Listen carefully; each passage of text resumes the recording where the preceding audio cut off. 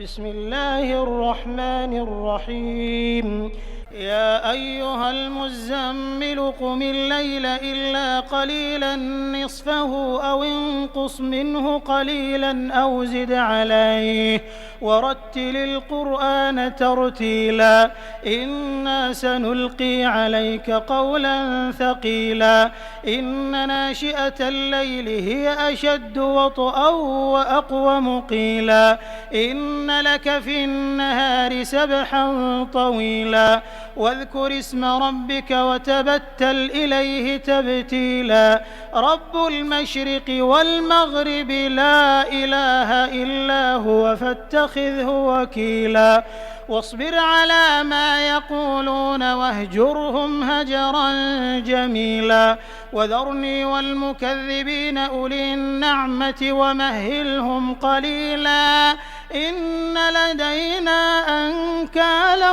وجحيما وطعاما ذا غصة وعذابا أليما يوم ترجف الأرض والجبال وكانت الجبال كثيبا مهيلا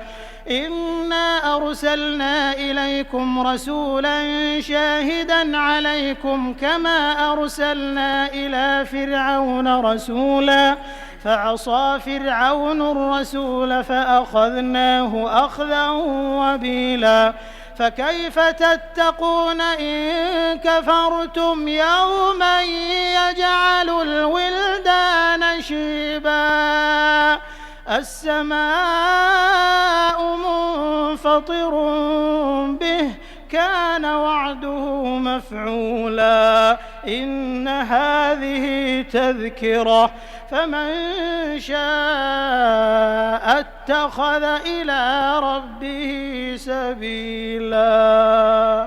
إن ربك يعلم أنك تقوم أدنى من ثلثي الليل ونصفه وثلثه وطائفة من الذين معك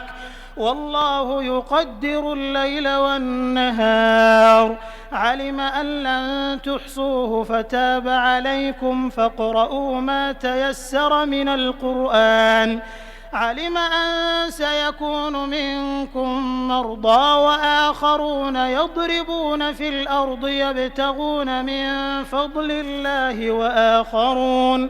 وآخرون يقاتلون في سبيل الله فاقرؤوا ما تيسر منه وأقيموا الصلاة وآتوا الزكاة وأقرضوا الله قرضا حسنا وما تقدموا لأنفسكم من خير